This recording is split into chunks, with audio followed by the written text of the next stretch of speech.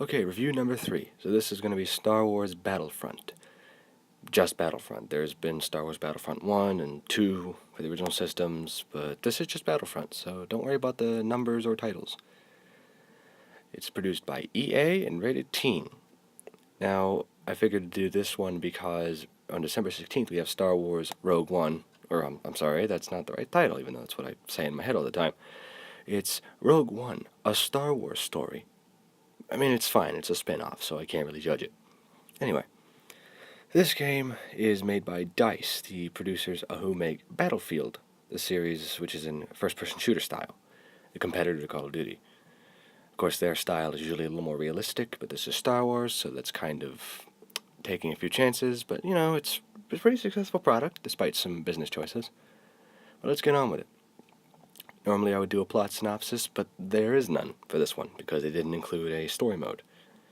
Even though this covers the prequel trilogy, not prequel, original trilogy era, which is episodes 4, 5, and 6. And they added in one from episode 7 recently.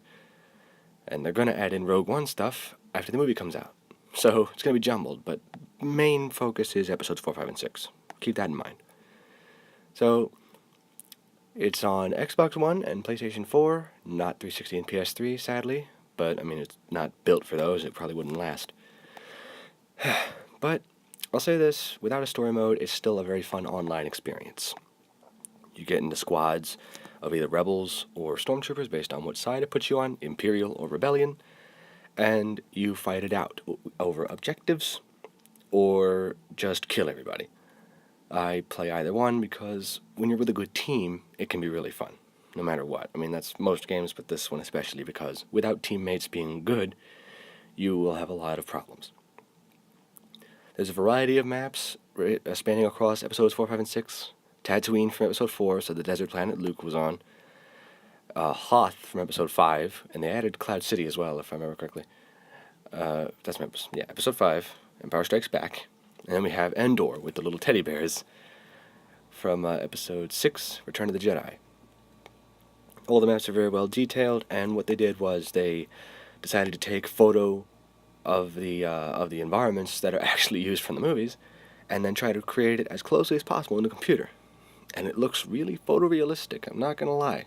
If you look at any gameplay, it's astounding. Even on Hoth, when the snow buckles under your feet, and like you can see the imprints and stuff, it's really awesome.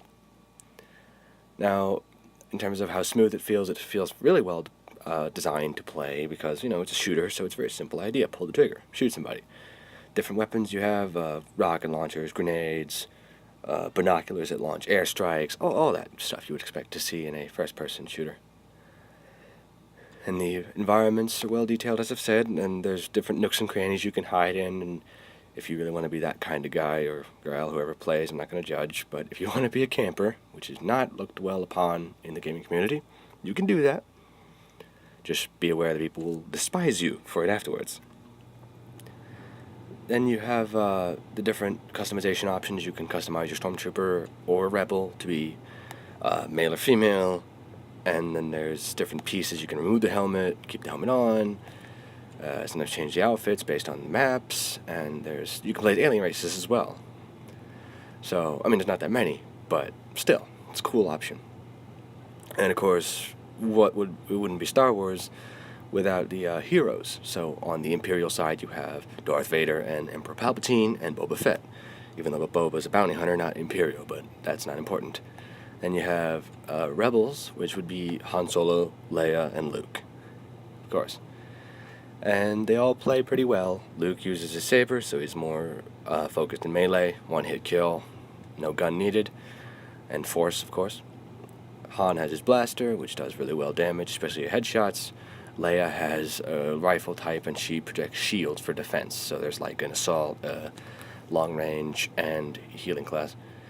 Then for Vader, it's similar to Luke. Emperor Palpatine has lightning. Everybody can move really fast, even though he's really frail. Then you have Boba, who's all weapons, all day, flamethrower, rocket jetpack, you name it. The only complaint I really have with them is that the voices are not great. They didn't get Mark Hamill or Harrison or any of them to actually do the voices. And the thing is with Vader, it shouldn't be that hard because there's a lot of really good impersonators. Heck, for all of them. But, I mean, you don't hear it that often, so it's not really a big factor. As for positives, I've said most of them already, but if I gotta go with more, the modes are fun, there's nothing repetitive.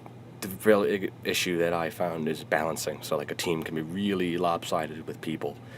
And Imperial wins a lot of the time, which I guess is more realistic, but still, you might want to think about adjusting that a bit. I would give this about a 4.5. I would say a 4 for the voice acting, but that's not fair. It's still a fun game. The fact that they're waiting to add more content takes a while, but I'll take what I can get for now. I would say if you're a Star Wars fan or a shooter fan, you can go for it. But I would also recommend playing Star Wars Battlefront 1 and 2, 2 especially, because that covers the Clone Wars era and the Episode 4 through 6 era. This one only covers 4 through 6. So yeah, that's my final review for this set of podcasts. This wasn't that bad. I think I'll do more of these. Thanks for listening, guys.